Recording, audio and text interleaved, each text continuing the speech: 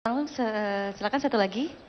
Kami terima kasih ada beberapa skim kredit yang dikeluarkan oleh Deptan, tapi pada penyaluran melewati bank teknis itu semua menyulitkan pada pihak petani. Seperti KUR itu tanpa jaminan, tapi kenyataan bank tersebut bahkan meminta situ dan siup.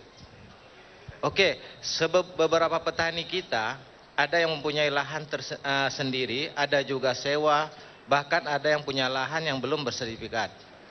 Tolong ini supaya ada program satu meja satu atap dengan BPN supaya legalitas lahan petani itu jelas. Baik. Dan gampang serta biaya yang murah. Ya. Ini sekarang mengurus satu sertifikat dengan 2 hektar aja tidak kurang memakan biaya 3,5 sampai 4 juta. Langsung ditanggapi Pak Menteri, silakan.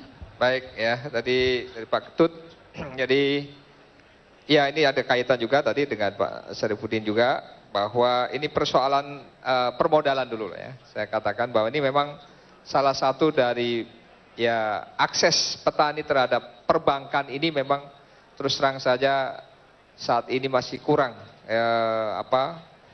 Bank ini kelihatannya memang kurang berpihak kepada para petani ini, ya. Jadi saya bertemu Pak dengan perbankan, diantaranya misalnya BRI sudah dirut pun dirut BRI karena dialah yang infrastrukturnya paling lengkap ya sampai ke kecamatan-kecamatan.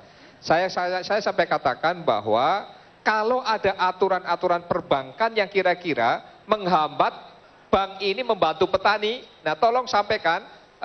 Kira-kira aturan-aturan itu apa yang menghambat, yang perlu dirubah apa, sehingga nanti kami bisa bicara dengan Bapak Presiden. Nah, sehingga karena apa?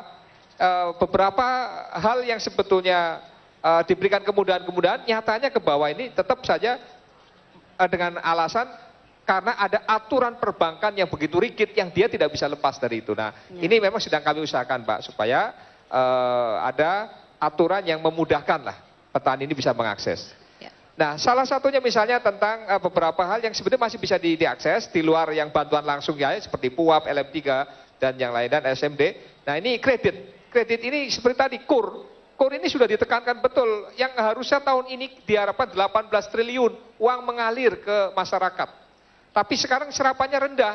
Kenapa? Nah, ini ternyata persoalan teknis di perbankan tadi, soal agunan dan sebagainya. Jadi kalau KUR Pak, KUR sampai 5 juta nggak pakai agunan Pak. Ya, kalau pinjamnya sampai 5 juta saja, itu tidak ada agunan, kecuali bunganya sampai 22%. Ya. Itu tanpa agunan. Tapi kalau dibanding rentenir kan masih ya murah ya Pak ya, jadi tanpa agunan. Di atas 5 juta, ya, ini pemerintah memberikan agunan 70%. Jadi apa? Hanya 30%. Ya, yang peminjam. Jadi misalnya pinjam 100 juta, maka agunannya hanya 30 juta, ya. Nah persoalannya tadi, lahannya nggak bisa dijadi agunan karena belum sertifikat. Ya insya Allah ini saya sudah bicara juga, dan di Kementerian Pertanian ada program sertifikasi, tapi memang masih kecil volumenya. Tapi insya Allah ini saya sudah bicara juga dengan Kepala Badan Pertanahan supaya ada kemudahan lah untuk petani mendapatkan sertifikasi tadi. Ya. Nah tadi soal kebijakan impor ya. Impor ini sekali lagi saya tegaskan, impor ini hanya untuk menutup kekurangan gitu Pak. Karena kita perlu, kalau kurang kan nanti harga bisa melambung tinggi. Makanya impor tapi sebatas menutup kekurangan. Nah ini yang terjadi kelihatannya banyak penyelundupan ini Pak. Jadi bukan karena kebijakan impornya, bukan, tapi penyelundupannya ini yang ngikut ini nyelundup ini. Nah ini kan tugasnya polisi ini ya untuk menindak ya. Nah jadi kalau Kementerian Pertanian kita ketat Pak. Jadi kita kekurangannya berapa? Nah, izinnya ya sebatas kekurangan itu. Nanti di 2011 saya minta anggaran nanti ke Komisi 4 ini ya, supaya perlunya audit ya, ataupun pendataan sapi ini. Jadi persisnya kita berapa sapi kita yang ada. Baik. Sekarang ini masih simpang siur Pak ya. Oh mengatakan 12 juta, benar 12 juta apa enggak? Jangan-jangan kurang, atau syukur-syukur lebih kan begitu ya. Ya tadi kembali soal kredit ya. Kalau kredit tinggal pilihan lah, petani nanti mau milih yang mana nih. Ada kredit ketahanan pangan dan energi, itu bunganya kan cuma 6%, ya, bunganya 6%, tetapi agunannya penuh, ya, agunannya penuh. Atau mau pakai kur juga, tadi kalau kur 5 juta tanpa agunan, di atas 5 juta agunannya hanya 30% dari total nilai yang dipinjam. Ya, jadi, nah kalau yang tanpa agunan tadi 5 juta bunganya 22%, kalau di atas 5 juta dengan tadi agunan 30%, bunganya 14%. Ada lagi untuk yang peternak bisa memanfaatkan yaitu namanya kredit usaha perbibitan sapi, KUPS. Bunganya hanya 5%, ya. Karena ada subsidi bunga dari pemerintah. Nah, tapi memang ini masalahnya ya agunannya penuh, ya, agunannya penuh, dan yang memang terus terang saja saya sudah mengusulkan supaya kalau bisa sapinya itu jadi agunan. Ternyata tidak bisa, di bank tidak bisa sapi jadi agunan karena sapi barang bergerak kan begitu. Ya. Nah ini memang banyak kendala kita. Motor bisa jadi agunan, tapi traktor nggak bisa jadi agunan. Baik. Ya, ini ya. Nah kemudian soal pupuk ya, memang kita akan dorong Pak ke depan bahwa yang pupuk organik ini harus kita tingkatkan. Ya.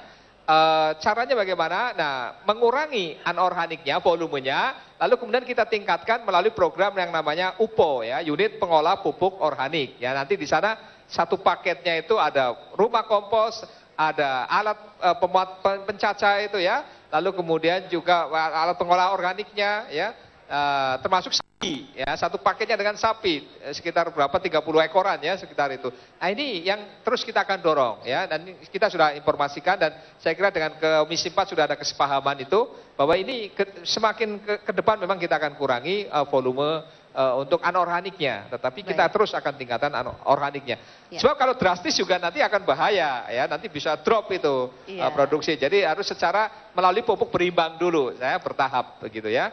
Baik. Nah, jadi ini yang terus kita akan lakukan. Ya. Jadi. Itu dia tadi kita sudah mendengarkan pertanyaan-pertanyaan dan juga tadi ada curahan hati dari audiens yang ada di sini yang sudah disampaikan dan juga sudah dijawab langsung oleh narasumber. Oh ya begini, mungkin yang soal kredit tadi kalau memang kur tadi masih juga agak sulit ataupun masih misalnya 5 juta masih juga administrasinya ribet, ya, tolong laporkan saja ke dinas setempat Pak ya. Laporkan segera ke dinas setempat, insya Allah nanti dinas akan... Dilaporkan ke dinas setempat ya Pak ya? Ya dinas saja, dinas setempat. Nanti dinas akan membantu, saya kira. Baik, jadi ini harus dicatat, terakhir ini harus dicatat jika menemui kesulitan, bahkan untuk kur.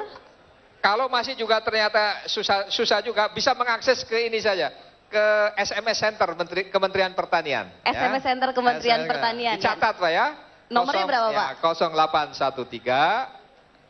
83 03 4444, empatnya 4 kali ya.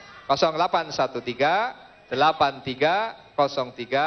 4444 ya, saya kira termasuk kalau harga pupuk mahal laporkan ya. Jadi itu menjadi tempat pengaduan ya Pak Menteri ya. Pengaduan supaya cepat kita bertindak cepat begitu. Sekali lagi itu nomor SMS Center 0813 83 03 4444. Jika ingin menyampaikan pengaduan, silahkan mengakses nomor tersebut. Dan demikianlah dialog interaktif kita kali ini. Terima kasih Bapak Menteri Pertanian, kemudian Bapak Gubernur Sulawesi Selatan, Bapak Bupati Takalar, dan juga tentunya Bapak Markus Nari dari Komisi 4 DPR RI. Dan tentunya juga terima kasih para hadirin sekalian yang berada di Kabupaten Takalar, tempat pelaksanaan Forum Nasional P4S kedua tahun 2010. Akhirnya saya Amiardini beserta seluruh kerabat kerja mengucapkan terima kasih atas perhatian Anda dan sampai jumpa.